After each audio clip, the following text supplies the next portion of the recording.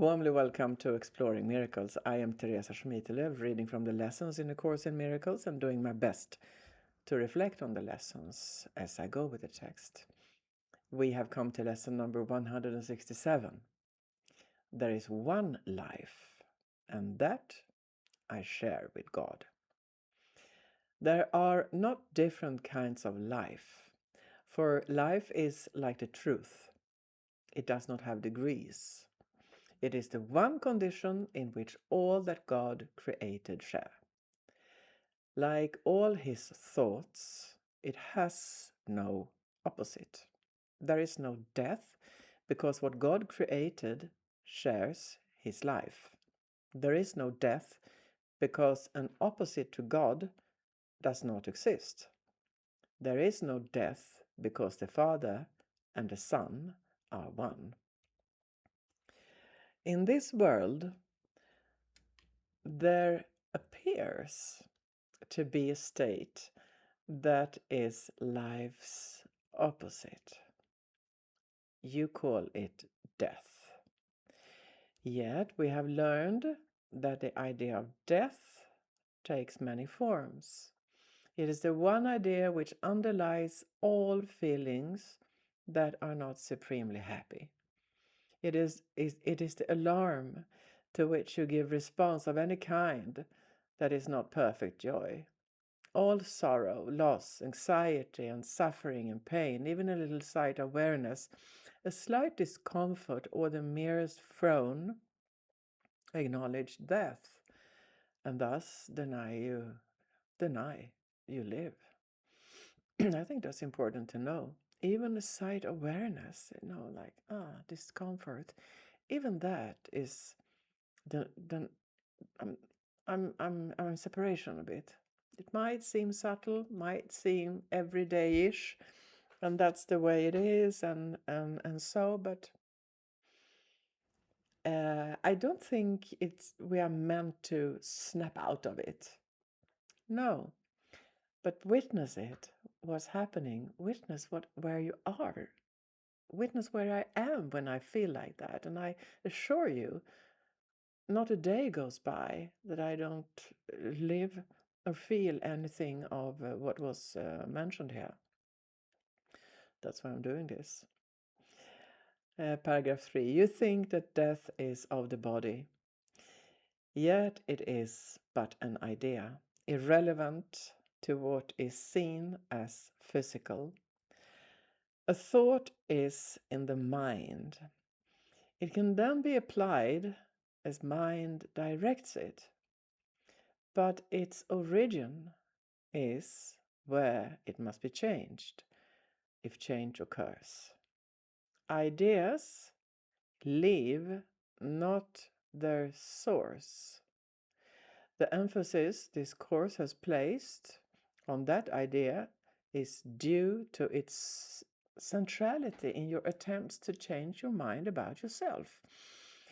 It is the reason you can heal. It is the cause of healing. It is why you cannot die. Its truth established you as one with God. Ideas leave not their source. I just continue. Death is the thought that you are separate from your Creator. It is the belief conditions change. Emotions alternate because of causes you cannot control, you did not make, and you can never change. It is the fixed belief ideas can leave their source and take on qualities the source does not contain, becoming different from their own origin, apart from it in kind as well as distance, time, and form. And I will jump a little bit. It's a long lesson, and I will do my best to reflect a bit on this. I certainly need this.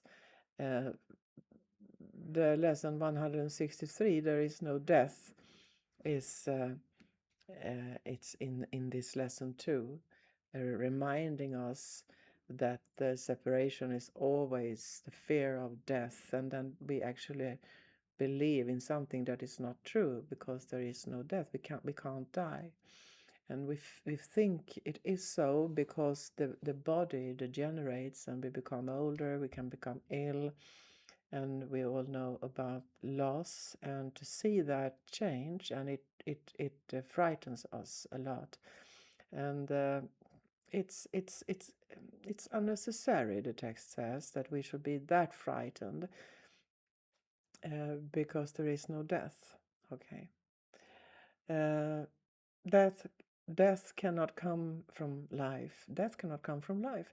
Ideas remain united to their source. Here we go from separation to unity. Please, the voice tells us, please, humans, believe this instant now that you are united, you are not separate, once and for all. Please get it. This is what this text pleads us to get. Death cannot come from life. Ideas remain united to their source. They can extend all their source contains. In that, they can go far beyond themselves, but they cannot give birth to what was never given them. As they are made, so will their making be. As they were born, so will they then give birth. And where they come from, there will they return. I think we will understand. I will understand it in the end. Here we go for something heavy. Not bad heavy, good heavy, deep. The mind can think it sleeps, but that's all. It cannot change what it is. It cannot change what is its waking state. It cannot make a body, nor abide within a body. What is alien to the mind does not exist, because it has no source. Okay, so that's the illusion explained. What is alien to the mind does not exist, because it has no source. So we made it up. Why did we do that? For mind creates all things that are and cannot give them attributes it lacks, nor change its own eternal mindful state. It cannot make the physical. What seems to die is but the sign of mind asleep. I will jump just a little. Paragraph 8. God creates only mind awake. It means, as we are created, that we are awake.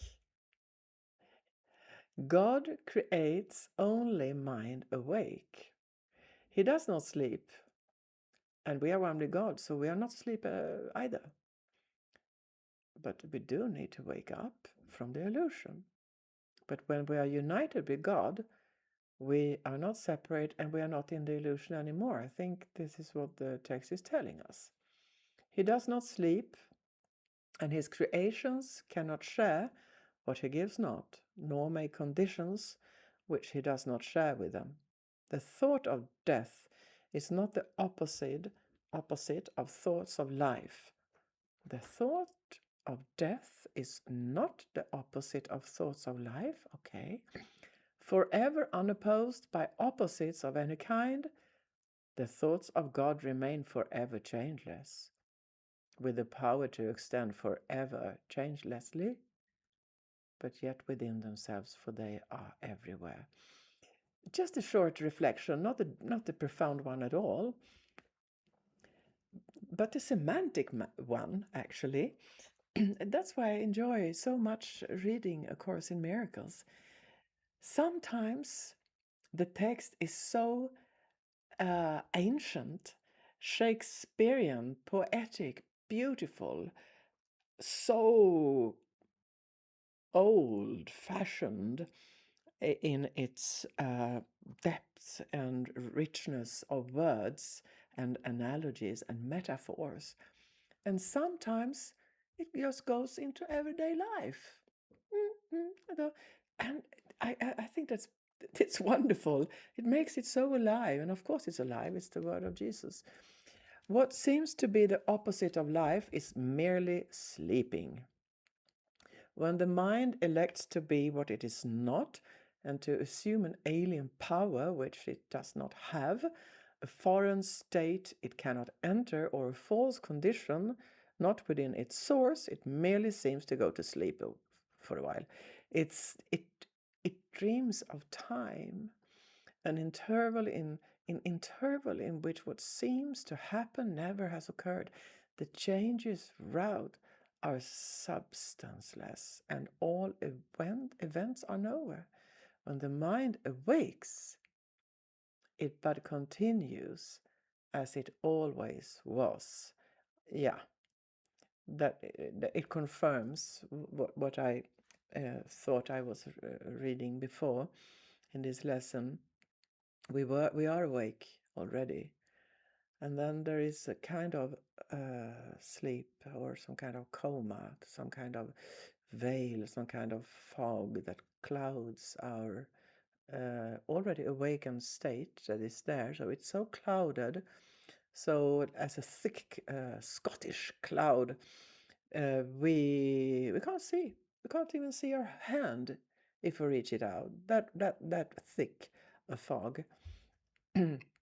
So we stumble and fall, and we become victims.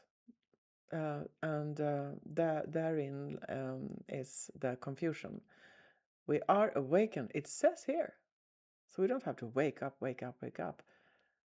We have to get out of the fog. Okay, so we can see clearly. Okay. Where was I? Paragraph 11. His holy home, God's, that we are united with, our home, his holy home we strive to keep today as he established it, and wills it be forever and forever. He is Lord of what we think today, and in his thoughts, which have no opposite, we understand there is one life, and that we share with him, with all creation, with their thoughts as well, whom he created in a unity of life that cannot separate in death and leave the source of life from where it came. Last paragraph. We share one life because we have one source, a source from which perfection comes to us, remaining always in the holy minds which he created perfect. As we were, so are we now and will forever be.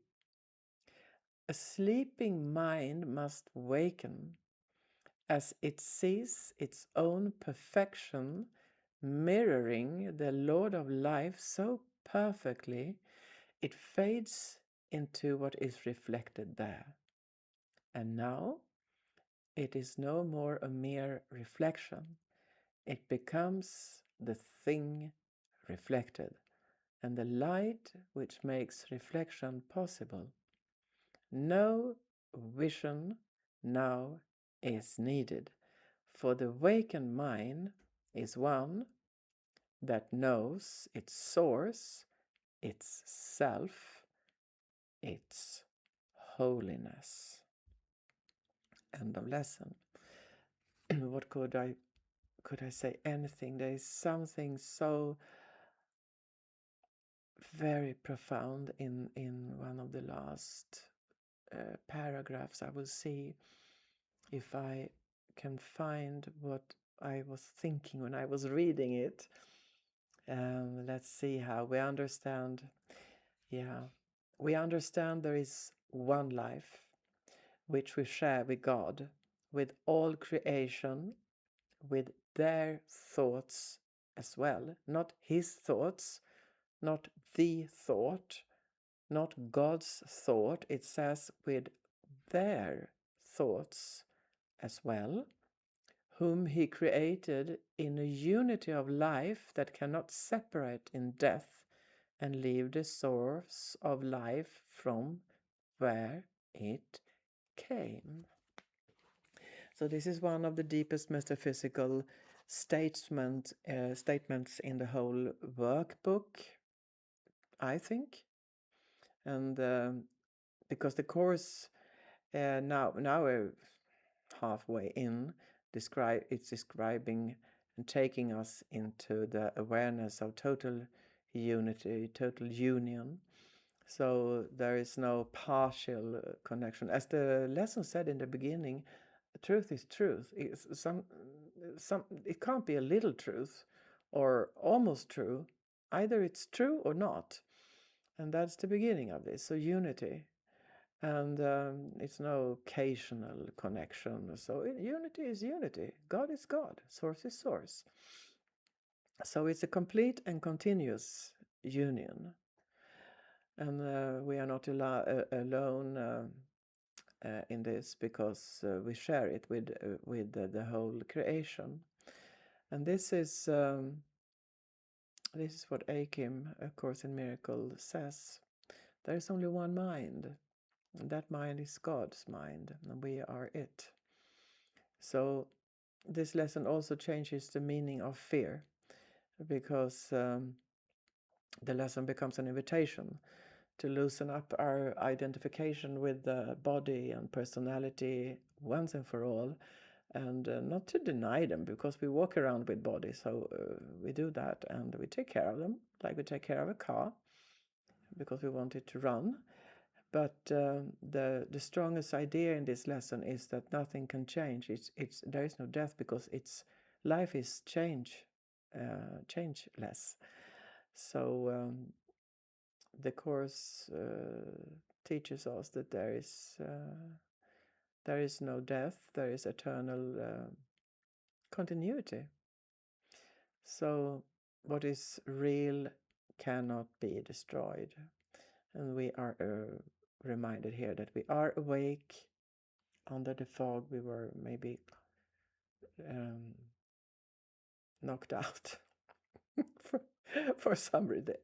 The ego knocked us out, and we share one life. I'm reading now from the paragraph. We share one life because we have one source, a source from which perfection came to us, remaining always in the holy minds which he created.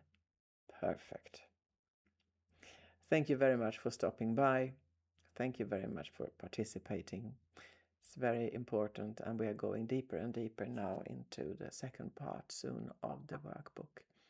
Thank you, and may the source be with you.